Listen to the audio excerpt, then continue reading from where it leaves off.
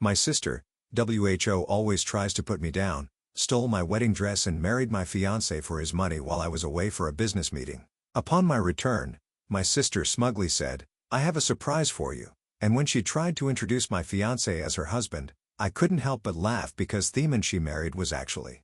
I had always believed that betrayal was something that came from enemies, not from the people you love the most, but life has a cruel way of proving you wrong. I had just returned from a business trip, exhausted but excited, when I noticed something was off. The air in my apartment was thick with the scent of vanilla, a fragrance I knew all too well, my sister's perfume. Confused, I stepped into my bedroom and opened my closet. My wedding dress was gone. Before I could even process it, my phone rang. It was Christine, my best friend. The moment I picked up, her voice was unusually steady, almost hesitant. "Ellie, sit down," she said. My heart pounded. Christine only spoke like that when something was seriously wrong. "What's going on?" I asked, my throat tightening. There was a pause. Then she said, "Amelia and Axel got married yesterday. In your dress." The words hit me like a punch to the gut. I squeezed the phone in my hand, my knuckles turning white. "What?" I whispered, my mind scrambling to keep up. "It's all over social media," Christine continued. "I tried calling you, but your flight was delayed. I thought you knew." I couldn't breathe. I had been gone for only a few days. And in that time, my fiancé and my sister had stood at an altar, exchanged vows, and stolen everything that should have been mine. Then everything started making sense. Axel's recent coldness, Amelia's sudden interest in my wedding plans, the way they both encouraged me to take this business trip despite the tight timeline. I had been blind. I swallowed the lump in my throat. "I need to go," I told Christine. "Ellie, wait." But I ended the call. I opened Instagram, my hands trembling, and there it was, picture after picture of Amelia in my dress, holding on to Axel, smiling like she hadn't just shattered my world. The caption read, "When you know it's meant to be." "Sorry sis, but sometimes love can't wait." A bitter laugh escaped my lips. They have no idea what's coming. My phone buzzed again, this time with a text from Bruno, my mentor. "Deal sealed. You now own controlling interest in Harrington Enterprises. Announcement goes public next week. Congratulations." A slow, cold smile spread across my face. Harrington Enterprises, Axel's family company. The same company he had been desperately trying to save for the past year, and now it was mine. The doorbell rang, snapping me out of my thoughts. I opened the door to find Leah, Amelia's best friend, standing there, her face full of regret. "Ellie," she said quietly, "I'm so sorry."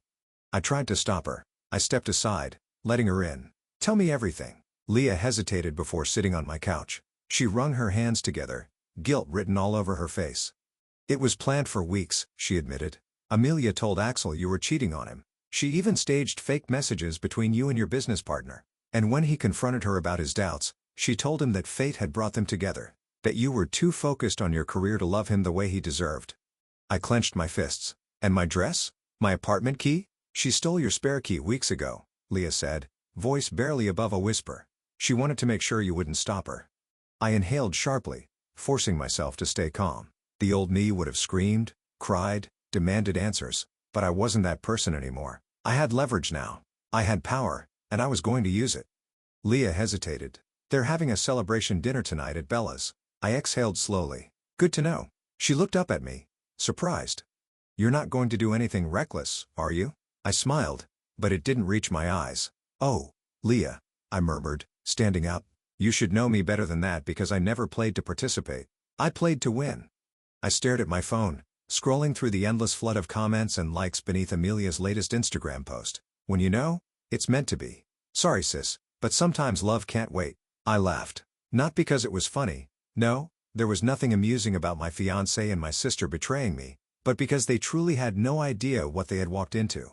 They thought they had won. They thought I was broken, but I was already planning my next move. My phone buzzed with another notification, this time from Bruno. "Final paperwork is ready.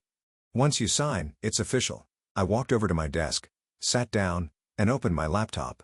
One final click. That was all it took to strip Axel of everything he had spent his life trying to preserve. His family's company, the one he had fought tooth and nail to save, was now mine. I exhaled, watching the confirmation email come through. Ellie Monroe, majority shareholder of Harrington Enterprises. It had a nice ring to it. As if on cue, my phone rang Axel. I let it ring. Then, I let it ring again. And, again. Finally, I picked up. "Ellie, please," he started, his voice urgent. "You don't understand. It's not what it looks like. Oh, I interrupted, keeping my tone light. So, you didn't marry my sister in my wedding dress? Silence. That's what I thought, I said, smiling to myself. I hope you two are very happy together. Now, if you'll excuse me, I have more important things to deal with. Business, you know how it is. Ellie, wait. I hung up. Christine arrived shortly after, arms crossed, worry etched into her features. You're too calm, she said. And, I don't mean that in a good way. I poured 2 glasses of wine and slid one across the counter to her. What would you rather I do? I asked. Cry? Scream? Throw things? Christine hesitated. I don't know. Maybe just feel something? Oh, I feel something, I assured her. I feel focused. I feel ready. She studied me for a long moment before sighing. You're terrifying when you're like this, I smiled. Good. Bruno arrived next with the final details. We need to discuss the gala, he said. The announcement about your acquisition is set for next week. Everyone important will be there, including Axel's family. Make sure they all receive invitations, I instructed. Make it impossible for them to refuse. Christine shook her head. This isn't just business, Ellie. You want them to see you win. I met her gaze. Why shouldn't they? That evening, I walked into LeBlanc, the upscale restaurant where Amelia and Axel were celebrating their new life together. The maitre d' looked up. Miss Monroe, do you have a reservation? I smiled. Table for 1. Heads turned as I walked in. Amelia, sitting at the center of the table, went pale. Axel's jaw tightened. Ellie, Amelia started, standing abruptly. Don't let me interrupt, I said smoothly, accepting the menu from the waiter. I just came for the lamb. It's excellent here, isn't it, Axel? We used to order it every anniversary. Axel's face lost all color. Amelia's friends whispered among themselves, shifting uncomfortably. You should join us, one of Axel's business associates offered, clearly trying to diffuse the tension. I smiled. That's very kind, but I wouldn't want to impose. Besides, I have some work to review before next week's big announcement. Axel's head snapped up. What announcement? Oh, you'll find out soon enough, I said, sipping my wine. The gala invitation should have reached you by now. I'm sure it'll be a night to remember. Amelia abruptly stood, grabbing my arm. We need to talk, now.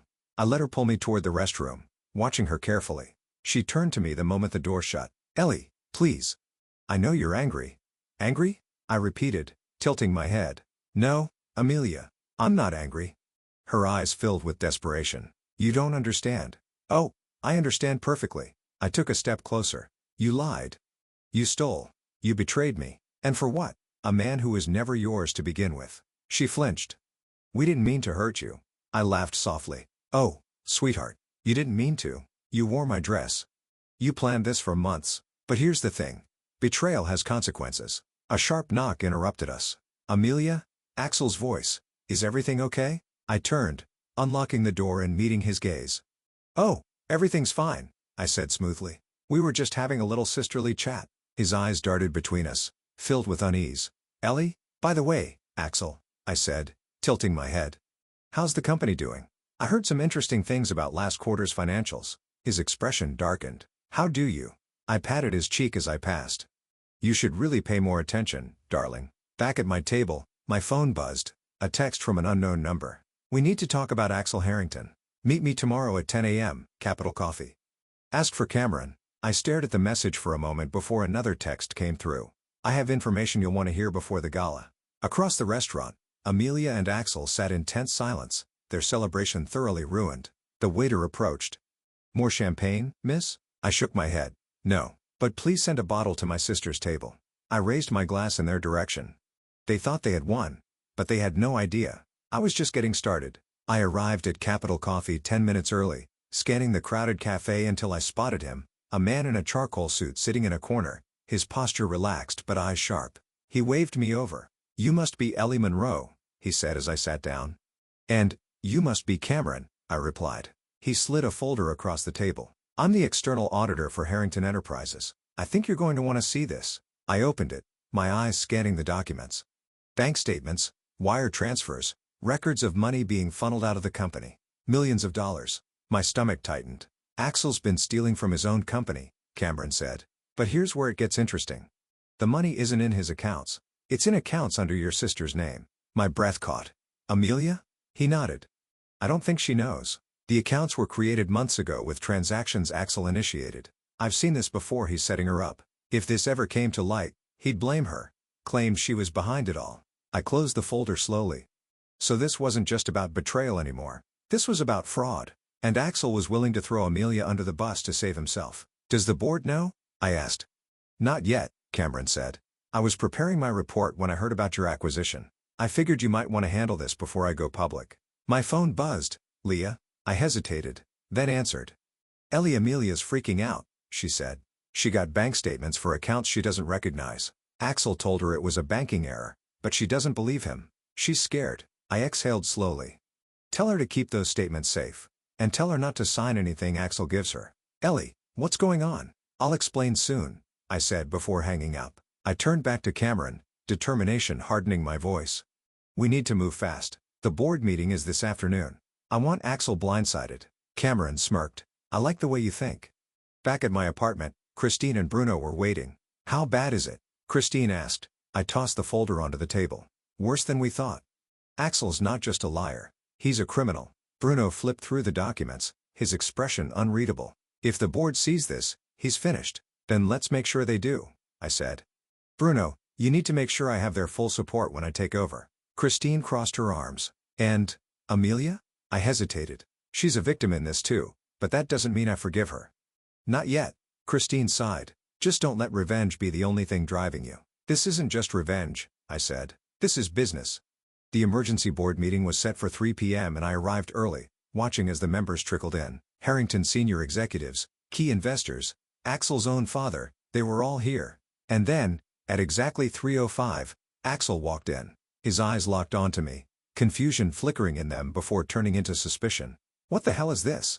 Bruno stood. We're here to discuss recent financial concerns within Harrington Enterprises. Axel scoffed, adjusting his suit. Financial concerns? Oh, please. Cameron entered the room, setting up his laptop. Let's begin, shall we? Axel paled. He recognized him. The moment Cameron projected the financial statements onto the screen, the room fell silent. For the past year, Cameron began, millions have been siphoned from the company into private accounts under Amelia Monroe's name. However, upon further investigation, we found that every transaction was authorized by Axel Harrington. Gasps rippled across the table. Axel stood abruptly. This is ridiculous. My fiancé wouldn't. You mean your wife? I cut in smoothly. The one you married in my dress? He clenched his fists. This is a setup. Cameron clicked to another screen. Emails, transfer approvals, Axel's own digital footprint. This is undeniable evidence of fraud, Cameron said. Axel's father stood. Is this true? Axel stammered, his composure slipping. I was consolidating funds. It was temporary. The board members murmured amongst themselves. The tide was shifting. I leaned forward. So, Axel, tell me, if you were consolidating funds, why did you make sure all the transactions led back to Amelia? His face strained of color. He had no answer. I turned to the board. Harrington Enterprises is in a crisis. The only way forward is new leadership. I paused for effect. Effective immediately, I'm proposing that Axel step down. Axel's father nodded. I second that motion. One by one, hands went up. Unanimous. Well, I said, leaning back in my chair, that settles that. Security moved in. Axel lunged toward me, but they grabbed his arms, restraining him. You think you've won? He spat. I stood, meeting his glare with a slow smile. Oh, Axel, I murmured. I didn't just win. I ended you. They dragged him out. After the meeting, Amelia waited outside, her arms wrapped around herself. She looked lost, broken. You knew, she whispered. You knew all along. I found out yesterday, I admitted. Tears welled in her eyes. He never loved me, did he? I sighed. He loved what you could do for him. That's not the same thing. She swallowed hard. I don't expect you to forgive me, but I don't know what to do. I handed her Christine's card. She's the best fraud lawyer in the city. Call her. Fix this. She looked at the card, then back at me. And us. I hesitated. We're not there yet. She nodded, wiping her eyes. I understand. As I walked away, my phone buzzed. A text from Cameron. Now that the board's handled, let's talk about the gala. I have a feeling Axel's not done making a scene. I smirked. Oh, I was counting on it. The first time I walked into the boardroom as CEO, I expected whispers, stares, resistance. But what I found was something different. Respect. The board members, most of whom had voted Axel out just days ago, sat in attentive silence as I took my seat at the head of the table. Bruno had prepared briefing documents, Cameron had finalized the transition plan, and I had spent the last 24 hours ensuring I was ready. This was no longer about revenge. It was about rebuilding. "Let's get started," I said, my voice steady. "We have a lot of work to do." The meeting ran like clockwork, every department reporting back, plans being restructured. The damage Axel had left behind wouldn't be easy to fix, but I wasn't here for easy. I was here to win. Afterward, Christine was waiting for me in my office, her expression unreadable. "You need to see this," she said, placing a file on my desk. I flipped it open. Bank records, testimonies, more victims. "This isn't just about Harrington Enterprises," she continued. "Axel's been pulling this for years, across multiple companies. And we just found more people he scammed." I exhaled slowly. "How many?" "At least 23 confirmed." I leaned back, absorbing the weight of it. He wasn't just a liar or a cheater or a fraud. He was a predator. A knock at the door interrupted us. Cameron stepped inside, nodding at Christine before turning to me. "You've got someone you need to meet." He led me down the hallway to the conference room. Inside, a woman sat with her hands folded tightly in her lap. "This is Sarah," Cameron said. "My sister." She looked up, her eyes sharp but weary. She was one of Axel's first victims. I pulled out a chair across from her. "Tell me everything." And she did. The same script, just different details. Axel had made her believe they were in love, had convinced her to put her name on business loans, had left her in financial ruin when it all collapsed. "I thought I was the only one," she admitted, voice hollow. I glanced at Christine's file. "You weren't." She swallowed. "So, what now?" I didn't hesitate. "We fixed this. All of it." Later that afternoon, Amelia showed up at my office. I let her in, watching her fidget with the hem of her sleeve. "I met with the fraud lawyers," she said, voice quiet. "They think I can clear my name if I cooperate." I nodded. "Good." She hesitated. "I don't know how to make this right, Ellie." "You can't," I said simply. "But you can try." I slid a folder toward her. She frowned, opening it. "What's this?" "A job offer," I said. "Director of the Victims Advocacy Department." Her head snapped up. "You want me to lead it?" I leaned forward. "You've been on both sides of this. You fell for Axel's lies, but now you know better. Help the others." Tears welled in her eyes. "Why would you do this for me?" I met her gaze. "Because I'm done letting Axel ruin people's lives, including yours." She swallowed hard, nodding. "Don't mess this up," I warned. "I won't," she whispered. That evening, I found myself sitting on the rooftop of Harrington Enterprises, looking over the city lights. "Mind some company?" I turned to see Cameron standing there, hands in his pockets. I nodded. He sat beside me, the silence between us comfortable. "You did the right thing," he finally said. "Which part?" He smiled. "All of it." We sat in silence for a moment before he added, "You know, I don't think Axel ever realized just how badly he underestimated you." I smirked. "Men like him never do." He turned to face me fully. "So, what happens now?" I exhaled. "We move forward. We make things right. And you?" he asked softly. I looked at him. Really looked at him. "I think I finally get to start over." He reached for my hand, fingers brushing against mine. I let them stay there. For the first time in weeks, I felt something close to peace. The courtroom was silent as the judge prepared to deliver the sentence. Axel sat at the defense table in an orange jumpsuit, looking smaller than he ever had before. "The defendant has shown a repeated pattern of fraud and manipulation," the judge said. "The impact of his actions has been extensive." Amelia sat behind me, Christine and Cameron on either side. Taking into account the severity of these crimes, the judge continued, "This court sentences the defendant to 15 years in federal prison." A hush fell over the room. Beside me, Amelia let out a shaky breath. Axel shot me one last glare as they led him away. I held his gaze unwavering. Outside, the press swarmed. Reporters shouted questions. "Miss Monroe, how does it feel to see justice served?" I stopped, turning to the cameras. "This was never just about justice," I said. "It was about protecting people. It was about making sure no one else ever suffered at his hands again." And with that, I walked away. Away from the courthouse. Away from the chaos. I didn't just win a company. I won something more important. Control over my own destiny.